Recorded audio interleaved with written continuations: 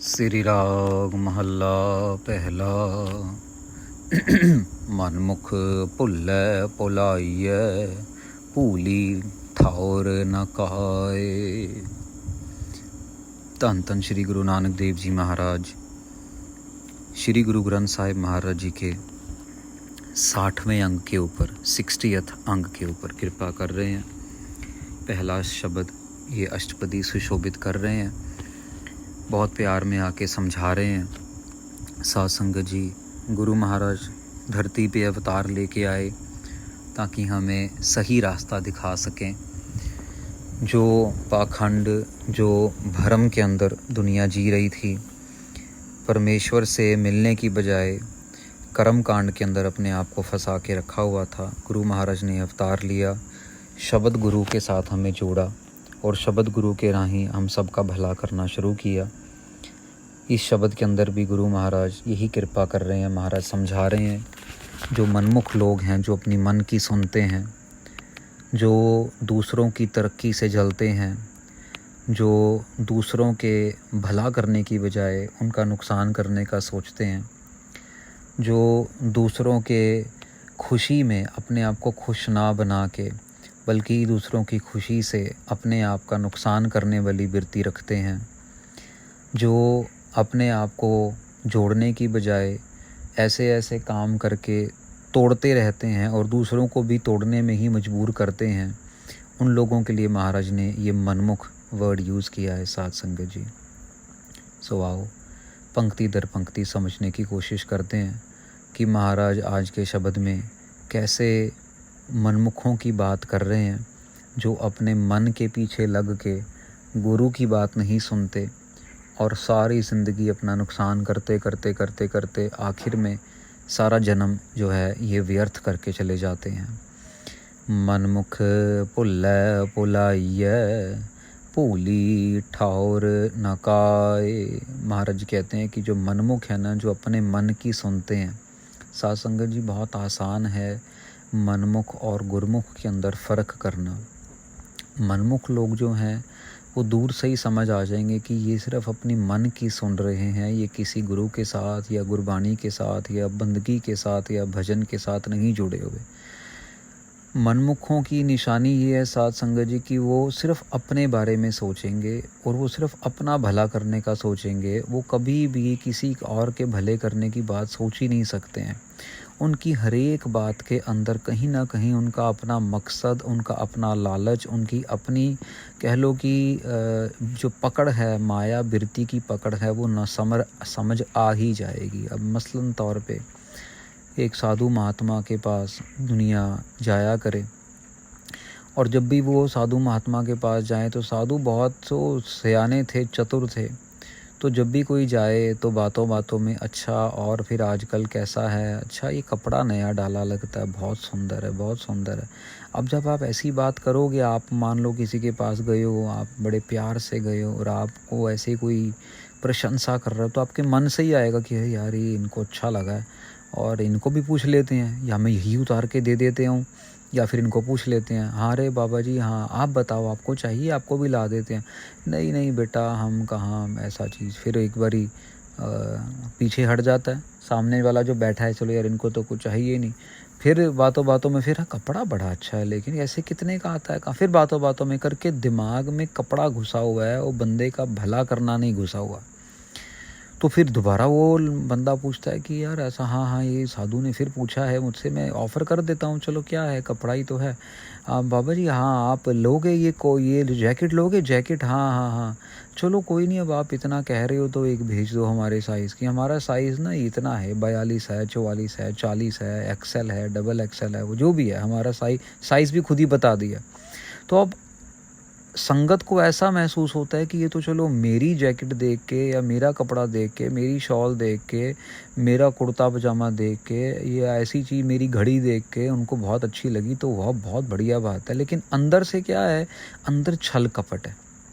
फिर दूसरा आ जाएगा, अरे वाह भाई वाह। और आजकल कौन सी दवाई खा रहे हो, क्या खा रहे हो?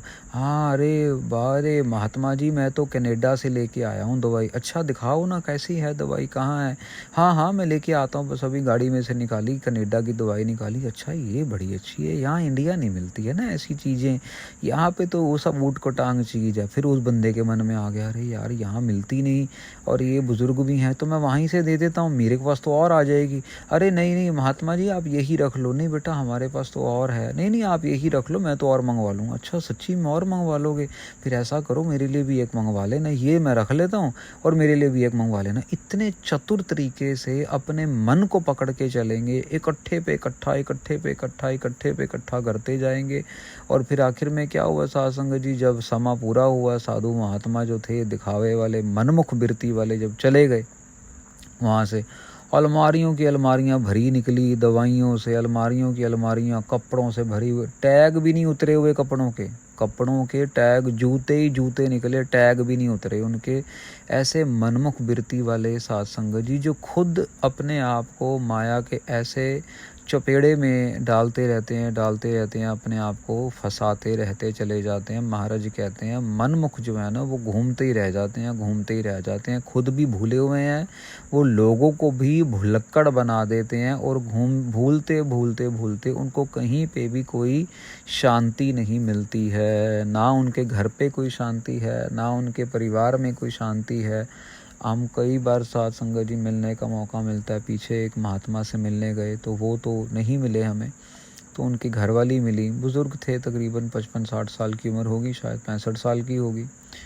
तो वो माता जी से बात करते करते उन्होंने चाय वाय पिलाई, तो वो माता जी भी भरे हुए थे और बातों बातों में ऐसी बात, हम तो महात्मा से मिलने गए थे और वो माता जी उल्टा ही शुरू हो गया, कहते अरे ये क्या है, ये सब ड्रामा करते हैं, कुछ भी नहीं है, मैं तो तंग आई पड़ी हूँ, मैं तो खुद डाइवोर्स लेना चाहती हूँ। मेरी आंखें खुली रहेगी, 65-70 साल की उम्र में उनका, चलो जो भी नाम है बाहर मार्केट में लोग, कुछ लोग तो जानते ही हैं, पर आप ऐसा सोच रहे हो, तो मैं भी हैरान था। तो मैंने फिर बातों बातों में उनको यही आश्वासन दिया, मैंने कहा कि आप बहुत लकी हो कि आपको ऐसे पति मिले। अरे कहते हैं बाबा जी मेरे को सब पता है कौन का कितने पानी में है, आप मुझे मत बताओ मैं क्या लकी हूँ, कौन कितने बजे उठता है, कौन क्या पूजा पाठ करता है, मुझे सब पता। कलेश ही कलेश मचा के रखा होता दुनिया के सामने। ये कि मुझे उन्होंने ऐसी बात बोली जो मैं मतलब नहीं एक्सपेक्ट करता था। कहते हैं कि आपको तो पता है हाथी के खाने के और दिखाने के दांत अलग अलग होते हैं, बस अब मेरे को और मत बुलवाओ, तो बस सब समझ लो आप, चुप्पी ठीक है बस। मेरी तो साध संगत जी हालत ही टाइट हो गई सुन के ऐसी बातें। मतलब दुनिया कहाँ की कहाँ चली गई, लेकिन हम कहाँ के कहाँ खड़े रह गए। गुर बिन को न दिखावई, अंधी आवे जाए। महाराज कहते हैं गुरु के बिना रास्ता दिखाने वाला कोई है ही नहीं। ये वाहिगुरु परमेश्वर तक के सफ़र का जो राह है ना, ये दिखाने वाले केवल गुरु महाराज हैं। बाकी सब के सब, जैसे अंधे को कुछ नज़र नहीं आता ना, बाकी सब अंधों की तरह घूम रहे हैं, लेकिन रास्ता नज़र नहीं आ रहा है। हाँ चल ज़रूर रहे हैं, ये नहीं कि चल नहीं रहे, रुके हुए हैं, चल ज़रूर रहे हैं, लेकिन अंधे की तरह चल रहे हैं। कभी ठोकर खाएंगे, कभी गिर जाएंगे, कभी रास्ता भटक जाएंगे, कभी नज़र नहीं आएगा, कभी हो सकता है हार ही जाए करके नज़र ही कुछ नहीं आ रहा है। जो दिखाने वाले हैं वो गुरु महाराज हैं। ज्ञान पदार्थ खोया, ठगिया मुट्ठा जाए। जो मनमुख है साध संगत जी, उसने ज्ञान के पदार्थ को खो दिया है। उसने जो ये मनुष्य देही मिली ना, जिस मनुष्य देही में बंदगी करके भजन करके अकाल पुरख वाहिगुरु जी के साथ एकमिक होना है, वो देही मिली, उस पदार्थ को खो लिया और ठगिया मुट्ठा जाए। वो ठगी जा रहा है अपने, उसको कह लो कि वो खुद भी अपने आप को, एक तो साध संगत जी होता है ना, चोर आके चोरी कर जाए तो आपकी कोई गलती नहीं, चोर आ गया, क्या पता हो सकता दरवाज़ा खुला रह गया हो, या उसके पास आपके घर का भेद हो, और या कभी कभार पीठ में भी छुरा मार के अपने घर वाले ही चोरी करवा लेते हैं। तो लेकिन यहाँ पे क्या है, जो मनमुख है ना, वो खुद को ही ठगवाया जा रहा है। ठगिया मुट्ठा जाए, साथ में तो उसके धोखा होता जाता है, साथ में वो ठगता चला जाता है, और फिर ठग के धोखा खा के दुनिया से चले जाता है। कौन? मनमुख बाबा माया परम पुलाए। महाराज कहते हैं हे परमेश्वर के प्यारों, बाबा माया परम पुलाए। जो माया है ना, उसने ऐसा भरम डाला हुआ है जिससे सब के सब हम भूल भुलक्कड़ भूल भुलैया में खोए हुए हैं। और माया बहुत प्रबल है साथ संगत जी, पर माया भगवान नहीं है। माया भगवान नहीं है। माया के अंदर माया भी तब तक है जब तक परमेश्वर की सत्ता है, नहीं तो माया भी कुछ नहीं कर सकती। परम भुल्ली डोहागणी ना फिर अंक समाए रहाओ। महाराज कहते हैं मनमुख लोग जो हैं ये माया के चक्कर में भरम के अंदर पड़ के डोहागन, जो जिसका सुहाग उजड़ गया हो या जिसने अपने सुहाग को धोखा दे दिया, डोहागन महाराज कहते हैं उसकी तरह ही बन जाते हैं। जो मनमुख हैं ना तो उनको अपने पति का कोई प्यार मिलता है और ना ही उनको अपने पति के साथ कोई साथ मिलता है। महाराज कहते हैं ना फिर अंक समाए, अपने पति परमेश्वर अकाल पुरख वाहिगुरु जी के प्यार के काबिल नहीं होते हैं वो मनमुख लोग। रहाओ विश्राम देते हैं। भूली फिरै दे संतरी, भूली गृह तज जाए। महाराज कहते हैं ऐसे ऐसे भरम में पड़े हुए हैं, कभी कौन सी दुनिया में, कभी कौन सी दुनिया में, कभी कहीं बस घूमती रहती है। वो कौन? वो डोहागन जिसके पति ने उसको छोड़ दिया है, जिसको इसका बात का एहसास भी नहीं है कि मैं अपने पति के बिना मेरी कोई वैल्यू ही नहीं है। अकाल पुरख वाहिगुरु जी के प्यार के बिना, उनके साथ हमारी एकमिकता के बिना, मतलब जब तक हम उनके अंदर एक नहीं हो जाएंगे उसके बिना हमारी कोई वैल्यू नहीं है। भूली फिरै दिसंतरी, जगह जगह जा रही है, कुछ नहीं पता ये मनमुख बिरती वाली आत्मा। भूली डूंगर थल चढ़ै, पर मैं मन डोलाए। महाराज कहते हैं कि इसी भुलेखे में ही कभी पहाड़ों पे चढ़ जाती है ये आत्मा, ये शरीर कभी कहीं पे चढ़ जाती है, लेकिन फिर भी उसका मन पकड़ में नहीं आता। वो सोचती तो है कि मैं भी पहाड़ पे चढ़ जाऊंगी, वहाँ पे कोई नहीं होगा, कोई ट्रैफिक नहीं होगा, कोई वहाँ पे शोर शराबा नहीं होगा, कोई वहाँ पे इंटरनेट के नहीं होंगे सिग्नल वगैरह, लेकिन मन को पकड़ने के लिए साथ संगत जी मन का पकड़ना ज़रूरी है। वो घर में बैठे बैठे भी बिल्कुल शोर शराबे के अंदर भी पकड़ा जा सकता है। मन को पक्का करना है। मन पक्का होता है गुरबाणी के जाप के साथ, मन पक्का होता है अभ्यास के साथ। सतनाम वाहिगुरु, सतनाम वाहिगुरु, सतनाम वाहिगुरु।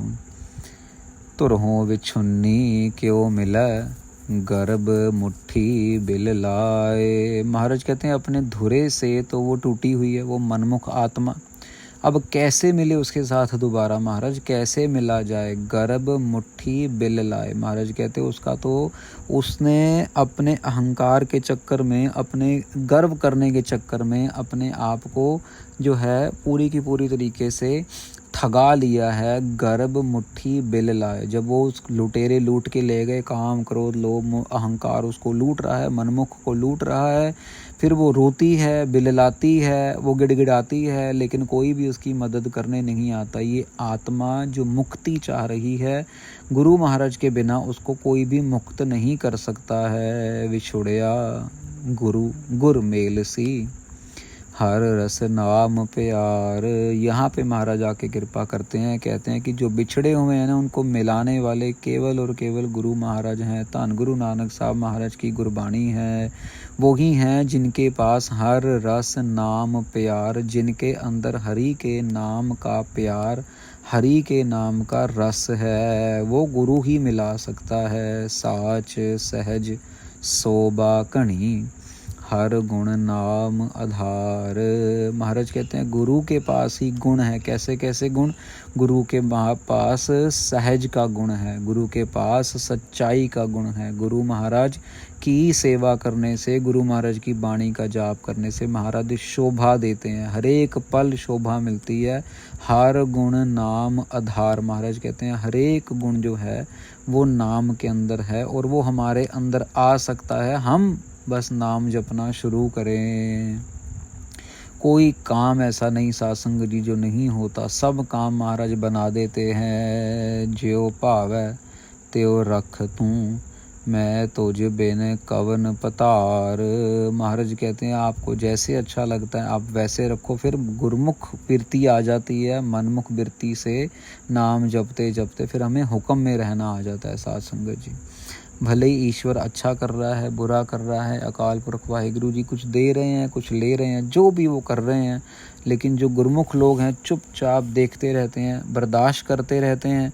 वो कोई रिटेलिएशन नहीं करते, वो कुछ गड़बड़ नहीं करते, बस चुपचाप अपना काम करते रहते हैं, अपना नाम जपते रहते हैं। और जैसे जैसे परमेश्वर फिर कृपा करते हैं उनको दोबारा से, समझ लो कि जो जो उनसे लिया गया है या जिस जिस तरीके से उनको दुख आया है, कोई बीमारी आई है, वाणी के आसरे वो अपने आप ही कृपा करते चले जाते हैं। पर बात यह है कि पूर्ण भरोसा होना चाहिए कि मेरा गुरु जो है वो सब कुछ करन समर्थ है। अपनी बिरती के साथ नहीं, गुरु की बिरती के साथ चलना है। अक्षर पढ़ पढ़ भुलिए पेखी बहुत अभिमान।